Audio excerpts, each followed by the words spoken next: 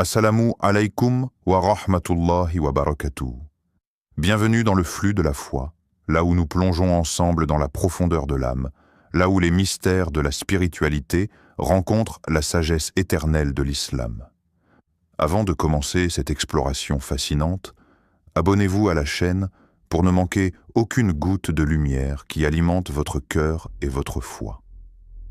Activez la cloche pour rester connecté à ce rappel constant d'Allah dans votre quotidien.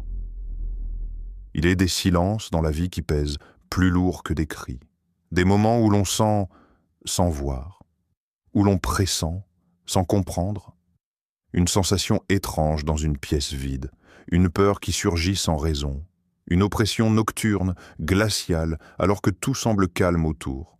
Ces choses que l'on préfère ne pas nommer, de peur de leur donner vie, et pourtant, elles existent. Dans l'invisible, une autre création évolue. Elle vit, observe, écoute, et parfois intervient. Les djinns. Créés bien avant nous, façonnés d'un feu sans fumée, une essence subtile, volatile, indomptable. Allah dit dans le Coran, dans un verset que beaucoup ont entendu mais si peu ont médité, il a certes créé les djinns de la flamme d'un feu sans fumée. Sourate Ar-Rahman, verset 15. Le monde les a relégués aux contes et légendes, aux histoires qu'on se raconte pour effrayer les enfants.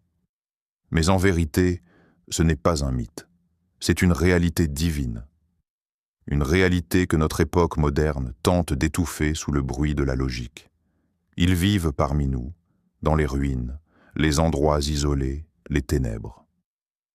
Certains djinns sont croyants, soumis à Allah, mais d'autres sont pervers, rusés et profondément hostiles à l'homme. Ils nous jalousent, nous manipulent, nous observent depuis l'ombre, et ce n'est pas une simple superstition, c'est un fait coranique. Il vous voit, lui et ses compagnons, d'un endroit où vous ne les voyez pas. Sourate Al-Araf, verset 27. À quel point as-tu ignoré cette vérité ? À quel moment as-tu laissé l'invisible pénétrer ton quotidien sans t'en protéger ? Il y a des signes, mais on les balaie d'un revers de main. Ces cauchemars récurrents, cette fatigue qui ne s'explique pas, cette tension constante dans la maison, cette peur inexplicable dans certaines pièces. Et si ce n'était pas dans ta tête ? Et si ta négligence t'avait exposé à une guerre invisible ? Le prophète ne cessait de nous alerter. Il nous a appris à demander protection en entrant aux toilettes, en changeant de vêtements, avant de dormir, au moment de manger. Des invocations simples, mais que nous avons oubliées. Pourquoi autant de protection ? Parce qu'ils sont là, et que certains attendent seulement une ouverture, un silence spirituel, une porte non refermée par le dhikr, un cœur vide du Coran, mais il y a plus inquiétant encore. Certains de ces djinns ne supportent pas qu'on parle d'un verset, d'une sourate précise, parce qu'elle est leur faiblesse, parce qu'elle les brûle, parce qu'elle dévoile leur méthode. Et si tu ne connais pas cette sourate, eux, ils préféreraient que tu ne la découvres jamais.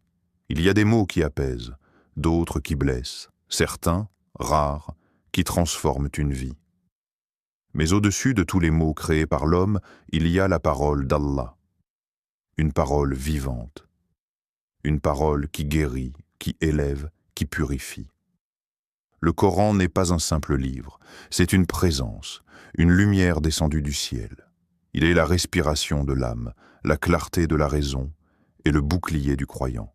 Celui qui le lit, sincèrement, entre dans un espace sacré, et celui qui l'écoute entend la voix de son Seigneur résonner dans son cœur.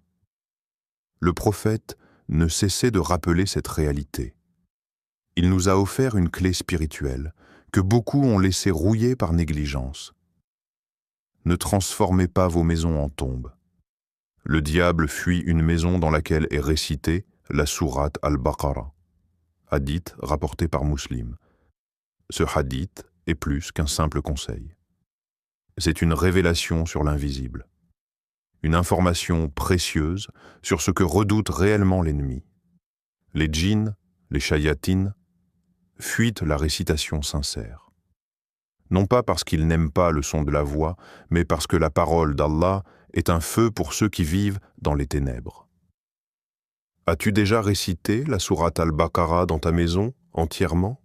As-tu déjà vu ce qui change intérieurement et extérieurement lorsque la parole divine prend place entre tes murs? Parce qu'elle est le cœur du croyant. Elle commence là où commence toute foi authentique. Alhamdu lillahi rabbil alamin. Louange à Allah, Seigneur de l'univers. Elle t'apprend à louer, même dans la douleur, à reconnaître que, quoi qu'il arrive, tout vient d'un seul Seigneur.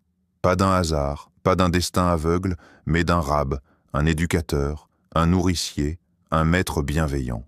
Puis, elle t'enracine dans la plus haute des vérités. Maliki Yaoumiddun, maître du jour du jugement. Elle casse l'illusion de la domination humaine. Elle te rappelle que toute justice, toute rétribution, toute vérité ultime reviendra à lui. Et puis, elle te fait parler. Oui, tu oses enfin dire « Iyyaka na'budu wa iyyaka nasta'in ». C'est toi seul que nous adorons, et c'est toi seul dont nous implorons le secours.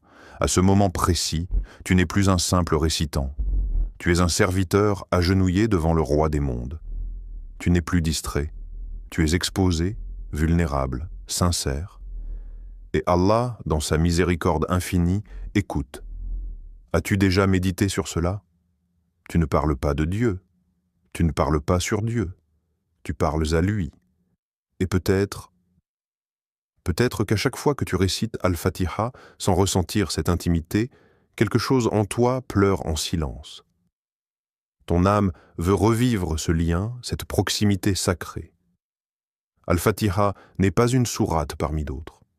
C'est une porte, une clé, un reflet de ton propre cœur. Une conversation divine à chaque prière, et si, chaque fois que tu disais « Alhamdu lillahi rabbil alamin », Allah t'écoutait et te répondait? Pas symboliquement, pas au sens figuré, mais réellement. Le Seigneur du trône glorieux, le Créateur du ciel, des galaxies, de la lumière et de l'ombre, lui.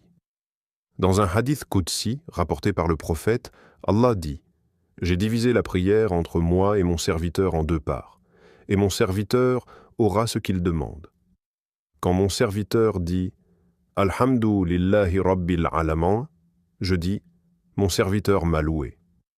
Quand il dit « Ar-Rahmani Raham », je dis « Mon serviteur m'a glorifié ».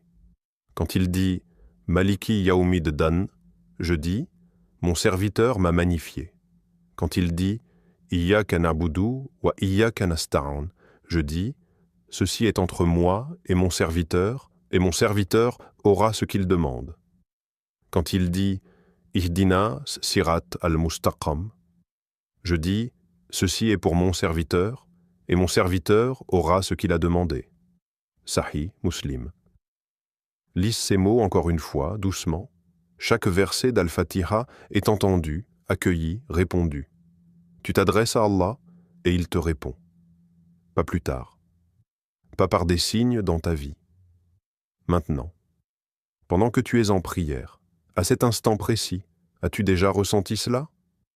Quand tu es seul, prosterné, que les bruits du monde se taisent, et que tu murmures « Iyyaka na'budu wa iyyaka nasta'in ».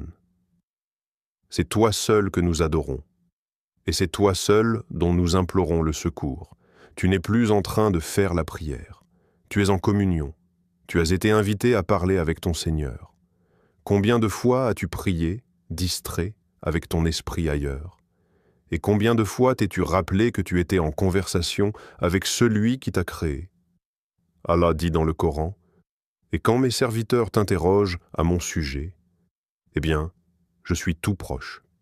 Je réponds à l'appel de celui qui m'invoque quand il m'invoque. » Sourate Al-Baqarah, 286.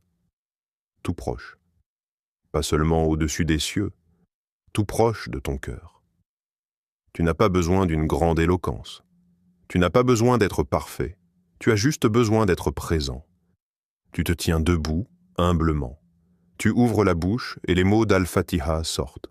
Mais si ton cœur est là aussi, alors le ciel s'ouvre.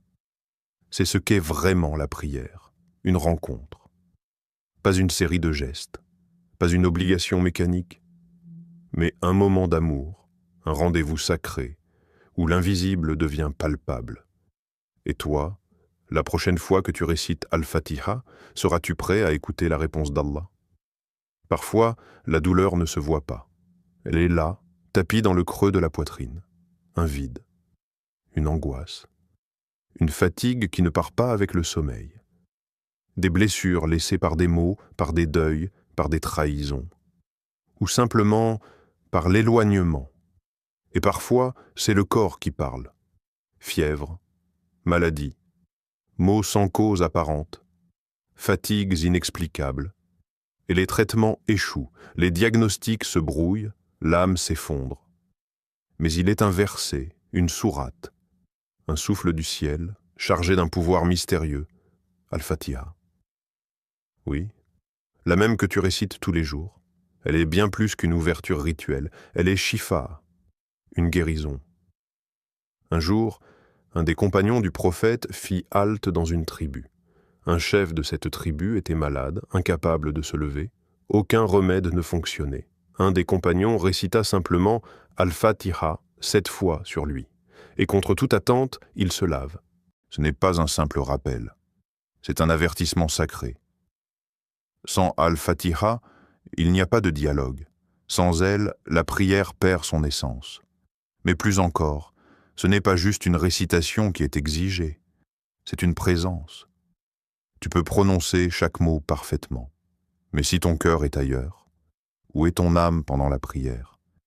Réciter sans concentration, c'est comme frapper à une porte, sans attendre qu'on l'ouvre. C'est comme parler à un roi, les yeux ailleurs, distrait, pressé.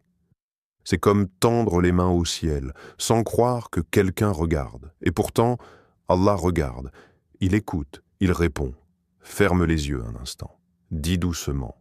Alhamdu lillahi rabbil alamin. Est-ce que tu ressens ce que tu dis? Est-ce que tu entends Allah te répondre? Mon serviteur m'a loué? Essaie de ralentir, inspire. Dis-le encore comme si tu n'avais jamais prononcé ces mots de toute ta vie. Tu es là, devant lui. Et cette sourate n'est plus un devoir, c'est une rencontre. Le Coran dit « Ne médite-t-il donc pas sur le Coran? Ou y a-t-il des cadenas sur leur cœur ?» Sourate Muhammad 47-24. Peut-être que ces cadenas sont le résultat d'années d'automatisme. Peut-être qu'ils peuvent s'ouvrir, non pas avec de grandes sciences, mais avec une sincérité retrouvée. Quand tu dis « Iyyaka nabudu wa iyyaka nasta'in », ne dis-le pas comme un passage obligé. Dis-le comme une déclaration de dépendance totale. Dis-le comme un cri doux de l'âme « Ya Rab, je ne peux rien sans toi ». Chaque mot d'Al-Fatiha peut soigner, purifier, réveiller. Mais seulement si ton cœur est présent. 8. L'appel à l'action. Reconnecte-toi à ta prière et il est temps, pas demain, pas quand tu auras plus de temps, aujourd'hui. Avant chaque prière, fais une pause, arrête-toi vraiment, coupe le monde, pose ta main sur ta poitrine et rappelle-toi pourquoi tu vas prier. Souviens-toi de ces paroles. Al-Fatiha n'est pas seulement récitée, elle est vécue. Tu n'es pas un automate en train de réciter un texte appris. Tu es un être aimé d'Allah, appelé à dialoguer avec lui. Alors, respire profondément, lève les mains et entre dans la prière comme si c'était la dernière fois que tu pouvais parler à ton Seigneur. La dernière fois où ton cœur peut s'ouvrir sans bruit. La dernière fois où ton âme peut déposer ses douleurs, ses faiblesses, ses espoirs. Dis « Ihdina sirat al-mustaqam » comme si tu étais perdu et que tu voulais vraiment retrouver le chemin. Dis « Maliki yaumiddan » comme si tu allais le rencontrer demain. Dis « Ar-Rahmani Ar-Raham » comme un orphelin qui tend la main vers la tendresse infinie de son Seigneur. Et laisse ton cœur pleurer, laisse ton âme s'élever. Laisse ton esprit s'illuminer. C'est plus qu'une sourate. C'est un pont vers Allah, un rappel de qui tu es et de celui vers qui tu retournes. Il y a un moment, où les paroles doivent se transformer en action, où les rappels ne suffisent plus et où c'est ton cœur qui doit se lever. Ce moment, c'est maintenant. Pas après cette vidéo, pas quand tu te sentiras plus spirituel, pas demain. À partir d'aujourd'hui, change ta manière de prier. Avant de dire « Allahu Akbar », arrête-toi. Fais une vraie pause. Inspire profondément. Ferme les yeux si tu veux. Et rappelle-toi, Al-Fatiha n'est pas seulement récitée, elle est vécue, elle est ressentie, elle est pleurée, elle est murée dans ton silence intérieur. Chaque prière que tu fais est une opportunité offerte. Combien de fois as-tu prié juste pour cocher une case? Et combien de fois as-tu prié comme si c'était ton dernier souffle avant de quitter ce monde? La différence est immense. Et pourtant, la seule chose qui change, c'est la conscience avec laquelle tu t'avances. Avant chaque prière, dis-toi « Je suis sur le point de parler avec celui qui sait tout de moi et qui m'attend. Pas besoin d'être parfait, pas besoin d'avoir tout compris. Tu as juste besoin d'être là, entier, vrai. » Quand tu diras « Iyyaka na'budu wa iyyaka nasta'in », dis-le comme quelqu'un qui s'abandonne enfin. Quand tu diras « Ihdinas sirat al-mustaqam », dis-le comme quelqu'un qui veut vraiment changer. Et si les larmes viennent, laisse-les couler. Ce ne sont pas des faiblesses, ce sont les portes du cœur qui s'ouvrent. C'est l'âme qui retrouve sa source. Le prophète a dit « Il y a certes dans le corps un morceau de chair. S'il est sain, tout le corps l'est. Et s'il est corrompu, tout le corps l'est. Et c'est le cœur. » Sahih al-Bukhari, Sahih Muslim. Ce cœur, tu peux commencer à le guérir dès maintenant. Rends ta prochaine prière différente. Ne cherche pas à faire plus. Cherche à faire vrai. Entre dans chaque prière comme si tu n'allais plus jamais en sortir. Parle comme si c'était la dernière fois que tu pouvais t'adresser à ton Seigneur. Et récite Al-Fatiha, comme un appel venu du fond de ton âme. Laisse ton cœur pleurer. Laisse ton âme s'élever. Laisse ton esprit s'illuminer. Tu ne récites pas une sourate. Tu es en train de revenir à Allah. Qu'Allah nous accorde la sincérité dans chaque verset que nous récitons. Qu'il fasse de notre lien avec Al-Fatiha une lumière dans nos tombes et un pont vers le paradis. Certes, ceux qui récitent le livre d'Allah accomplissent la prière et dépensent, espèrent un commerce qui ne périra jamais.